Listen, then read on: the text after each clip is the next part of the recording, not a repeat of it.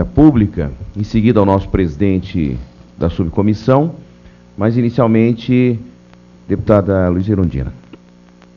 Senhor presidente, colegas parlamentares, eu quero saudar os expositores, agradecer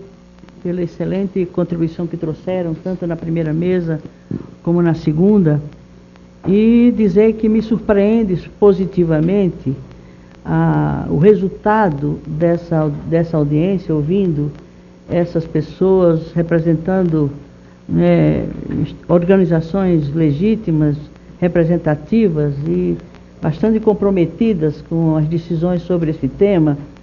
E dá para perceber de uma audiência a outras audiências que tivemos sobre a questão mais amplamente ou mais focada num aspecto, como foi no caso da audiência que discutiu a digitalização e o sistema M, se percebe um salto de qualidade importante da compreensão da questão, né? A diversidade de aspectos que ela envolve, para muito além da questão tecnológica, de uma decisão sobre padrão, tem um outro componente que está evidentemente presente nessas contribuições que os senhores vieram dar e a senhora, que é a questão política mais geral. Quer dizer, para que a digitalização? É evidente que essa resposta tem que se orientar no sentido do interesse geral do país, interesse público de fato, né? E evidentemente que o interesse público supõe uma política de comunicação que reforce, né, fortaleça, né, consolide a democracia no país. Estamos a comemorar os 25 anos da Constituição Federal, que até hoje o capítulo sobre as comunicações sociais aí não foi regulamentado, o que é uma lástima, é um déficit democrático, considerando uma Constituição que avançou e avançou graças à presença da cidadania quando da construção dessa Carta Magna, dessa Carta Maior. Então, presidente, relator,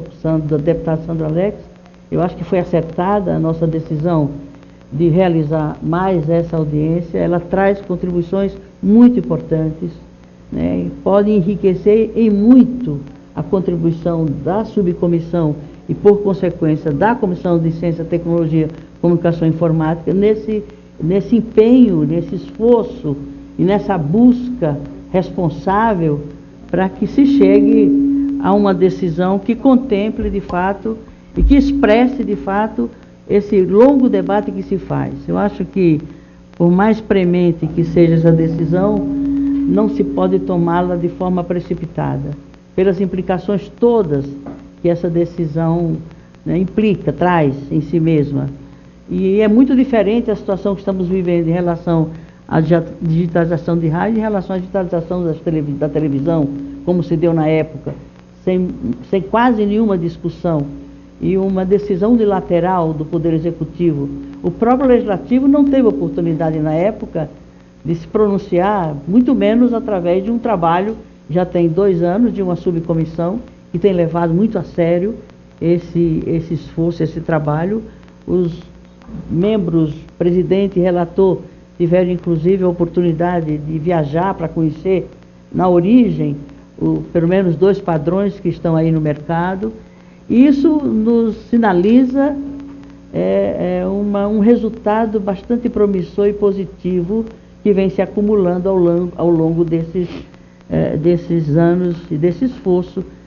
coletivamente realizado, seja por parte do governo, seja por parte da Câmara dos Deputados, através dessa subcomissão, e, sobretudo, seja através dos empresários que também integram o Conselho Consultivo, que é o espaço, a meu ver, mais legítimo e mais aberto a que todas as contribuições se deem. Eu entendo, senhor presidente, que no estágio que nós estamos, talvez não conviesse,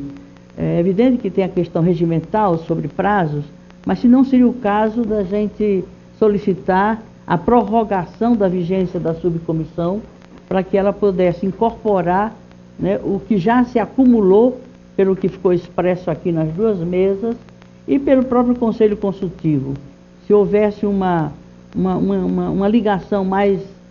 próxima, mais permanente e mais efetiva, da nossa subcomissão com o Conselho Consultivo, se poderia, evidentemente, incorporar e aproveitar toda a riqueza do trabalho do relator, do presidente, da subcomissão e dos outros membros, e que a gente não tivesse que submeter ao plenário da Comissão de Ciência e Tecnologia, essa comissão, né, o produto do trabalho da subcomissão, sem antes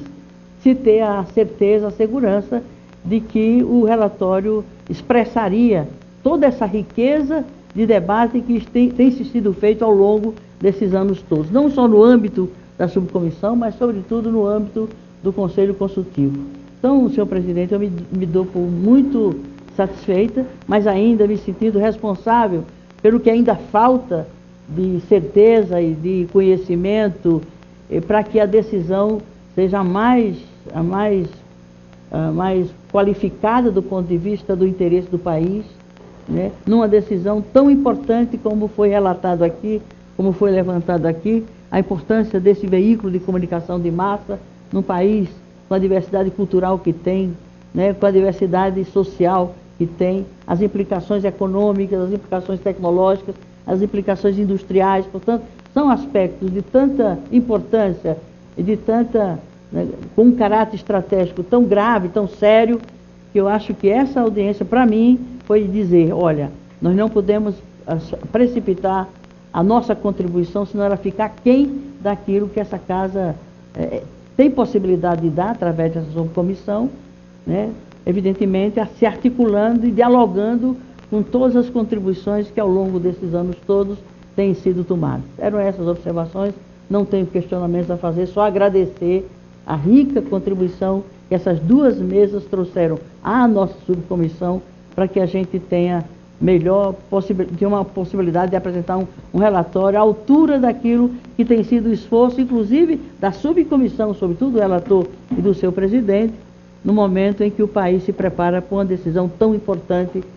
para a questão da comunicação, como um direito humano, né, como um direito fundamental e como condição para o desenvolvimento do país e para o fortalecimento da democracia brasileira. Era essa minhas observações.